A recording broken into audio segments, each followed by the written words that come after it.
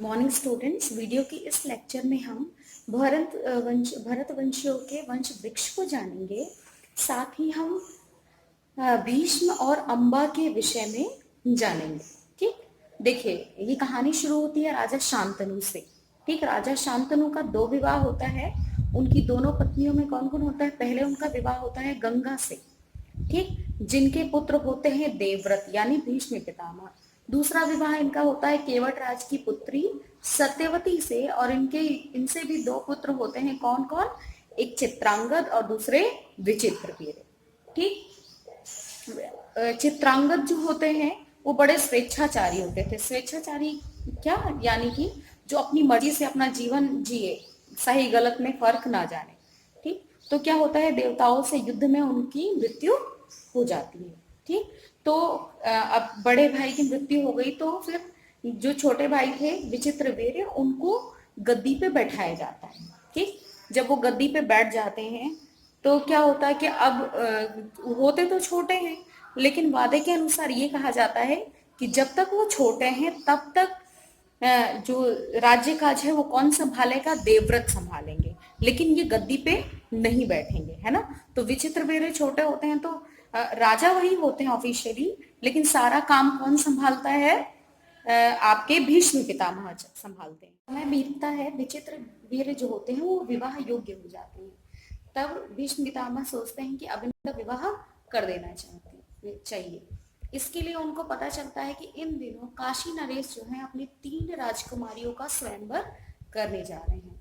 तो भीष्म पितामह क्या करते हैं? विचित्रवीर्य की तरफ से ये स्वयं पार्टिसिपेट करने जाते हैं, हिस्सा लेने जाते हैं स्वयंवर में। ठीक, जब वो वहां पहुंचते हैं तो लोग इनको देख के हैरान हो जाते हैं कि भीष्म पितामह यहाँ किस लिए आ सकते हैं, क्योंकि उन्होंने तो प्रतिज्ञा ली है कि वो पूरे जीवन विवाह नहीं करेंगे। तो क्या होता है कि लोग सोचते हैं कि कोई बात नहीं, हो सकता है कि ये स्वयंवर देखने आए हो, क्योंकि ये भी रिवाज था कि कुछ लोग स्वयंवर देखने भी जाते थे। तो लेकिन जैसे ही सबका नाम दिया जा रहा था कि कौन कौन पार्टिसिपेंट्स है, कौन कौन हिस्सा ले रहा है स्वयंवर में, जब भीष्म पितामह का भी नाम उसमें होता है तो सारे राजकुमार जो होते हैं वो डर जाते हैं। देश विदेश से आए होते हैं, लेकिन सबके सब भीष्म पितामह की वीरता से परिचित होते हैं। उनको पता होता है कि अगर भीष्म पितामह इसमें हिस्सा ले रहे हैं तो जाहिर सी बात है कि हमारा तो कोई चांस ही नहीं है। ठीक, हम तो युद्ध को मतलब यहाँ पे जो भी वीरता दिखानी है उसको हम जीत ही नहीं सकते। तो क्या करते हैं, सब लोग उनपे फब्तियां कसने लगते हैं, मजाक उड़ाने लगते हैं कि अरे क्या हुआ, भीष्म पितामह की प्रतिज्ञा आज उन्होंने तोड़ दी क्या? इस तरह की लोग जहां तहां से क्या करते हैं, कुछ ना कुछ मजाक उड़ाते हैं, कुछ ना कुछ कमेंट करते हैं। और ये सब देख करके जो 3 राजकुमारियां थी काशी नरेश की, अंबा, अंबिका और अंबालिका, उन्होंने भी क्या किया, जब स्वयंवर में वो घूम रही थी वरमाला डालने के लिए, तो उन्होंने भीष्म पितामह की तरफ से मुख मोड़ लिया। ठीक, ये बात भीष्म पितामह को चुभ गई और कहीं ना कहीं उनको बहुत बुरा लगा, और इस चीज का बदला लेने के लिए इन्होंने सारे राजकुमारों को हराते हुए बलपूर्वक तीनों राजकुमारियों को रथ में बैठा लिया और उनको लेकर के आने लगे। ठीक, रास्ते में उस स्वयंवर में एक और राजकुमार थे, राजा शाल्ब। ठीक, जो सौप देश के राजकुमार थे। ठीक, जिनसे अम्बा प्रेम करती थी, उनको मन ही मन अपना पति मान चुकी थी। ठीक, तो उनको भी वो मारने ही जा रहे थे, लेकिन राजकुमारियों के आग्रह पे उन्होंने क्या किया, जीवित छोड़ दिया सौप देश के राजकुमार को। ठीक, वहां से आने के उपरांत विचित्रवीर्य के विवाह की तैयारियां होने लगी।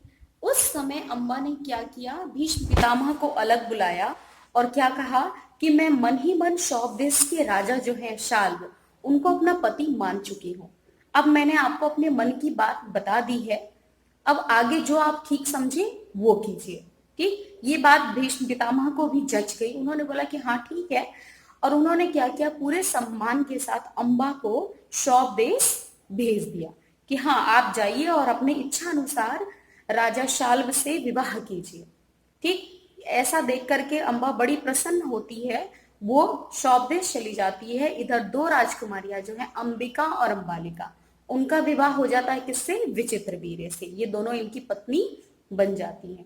उधर जैसे ही सौप देश पहुंचती हैं अम्बा, और जाकर के सारा वृत्तांत जो है राजा शाल्व को सुनाती है। ठीक, लेकिन राजा शाल्व ये कह करके विवाह करने से मना कर देते हैं कि आप किसी और की जीती हुई संपत्ति हैं। ठीक, आपको स्वयंवर में भीष्म जीत कर ले गए थे और किसी की जीती हुई चीज मैं स्वीकार नहीं कर सकता, इसीलिए हे राजकुमारी आप जाएं और आप पुनः विचित्र वीर्य से ही विवाह करें। ऐसा कह के राजकुमार ने क्या किया, उनको वापस भीष्म पितामह के पास ही भेज। अम्बा हस्तिनापुर आई तो इन्होंने फिर से भीष्म पितामह से सारी बात बताई। तो भीष्म पितामह ने फिर से आग्रह किया किससे, विचित्र वीर्य से, कि आप क्या कीजिए, अम्बा से अब विवाह करने में कोई गुनाह नहीं है, आप अम्बा से भी विवाह कर लीजिए। ठीक, उस समय क्या ऐसा रिवाज था, आज के लिए तो बहुत ही बड़ी बात है कि एक ही व्यक्ति कई लोगों से विवाह कर रहा है, लेकिन तब क्या था, बहुत सारी रानियां हो सकती थी। ठीक, तो लेकिन विचित्र वीर्य ने ऐसा करने से मना कर दिया, उसने बोला कि नहीं, मैं अब अम्बा से विवाह नहीं करूंगा। तो फिर से भीष्म पितामह ने उनको समझाया और फिर से शौपदेश भेज दिया। ठीक, तो ऐसा करते करते 6 वर्ष बीत गए, कभी शौपदेश जाती अम्बा और कभी हस्तिनापुर, फिर वहां से वहां।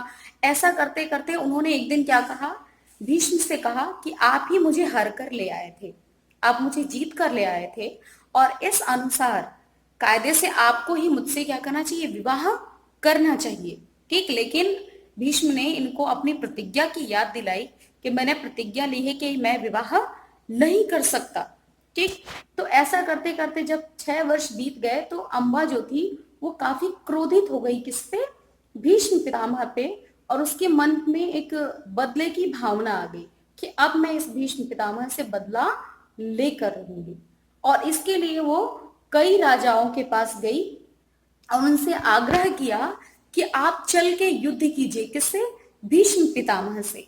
लेकिन भीष्म का नाम सुनते ही सारे राजा जो थे वो भयभीत हो जाते थे, डर जाते थे, कोई भी उनसे युद्ध करने के लिए तैयार नहीं होता था। ठीक, तब ये ऋषि मुनियों के पास गई और उनसे आग्रह किया। ठीक, आखिरकार परशुराम जी जो थे वो तैयार हुए कि ठीक है, मैं युद्ध करूंगा। ठीक, मैं भीष्म से युद्ध करूंगा। युद्ध के लिए परशुराम आए, उन्होंने भीष्म से युद्ध छेड़ दिया, लेकिन दोनों ही जितेंद्रिय थे, यानी जो जिन्होंने अपने इंद्रियों को जीत लिया था। ठीक, इंद्रियां क्या होती है, 5 हमारी सेंसेस जो होती है उसी को इंद्रियां कहा जाता है। ठीक है, आंख, नाक, जीवा, स्किन, ठीक है, यही होती है। तो इन सब चीजों को उन्होंने जीत लिया था। दोनों ही ब्रह्मचारी थे, यानी दोनों में से किसी ने भी विवाह नहीं किया था, और दोनों बहुत ही वीर थे। इसलिए ये युद्ध कई दिनों तक चलता रहा, लेकिन हार जीत का फैसला ही नहीं हो पा रहा था। अंत में परशुराम जी ने ही क्या किया, हार मान लिया और अम्बा से कहा कि देखो बेटी, मैं तुम्हारे लिए जितना कर सकता था मैंने किया है, अब तुम अपनी जो मदद है स्वयं करो। ठीक, तपस्या करो और ईश्वर से प्रार्थना करो कि वही क्या करे, भीष्म को इस बात की सजा दे। ठीक, तब कहा जाता है कि अम्बा जो थी वो वन में चली गई और उसने घोर तपस्या की, बहुत दिनों तक तपस्या की, और ऐसी मान्यता है कि तपस्या करते करते ही उसने अपने शरीर को भस्म कर लिया था और उसी चिता की राख से उसने एक नया जन्म पाया। ठीक, शिखंडी के रूप में। ठीक, और यही शिखंडी जब महाभारत का युद्ध हुआ तो अर्जुन का सारथी बना। ठीक, जो युद्ध में अर्जुन का रथ चला रहा था, जो आगे बैठा हुआ था और उसके ठीक पीछे अर्जुन थे। ठीक, और वहां पे युद्ध करते समय भीष्म पितामह क्योंकि देख सकते थे, दिव्य दृष्टि से उन्होंने देखा कि ये स्त्री ही है, ये अम्बा ही है, इसलिए उन्होंने शिखंडी पे बाण नहीं चलाया, और इसी बात की आड़ में, इसी बात का फायदा उठाते हुए अर्जुन ने क्या किया था, बाणों की वर्षा कर दी, किस पे, भीष्म पितामह पे, और वही अम्बा जो थी वो भीष्म पितामह के अंत का कारण बन गई, उनके लिए वो काल बन गई। उम्मीद करती हूँ आपको समझ में आया होगा ये चैप्टर। ठीक है, समझ आया ना आया आप प्लीज कमेंट बॉक्स में पक्का लिखिए। ठीक, स्वस्थ रहिए, मस्त रहिए और व्यस्त रहिए। आपका दिन शुभ हो। धन्यवाद।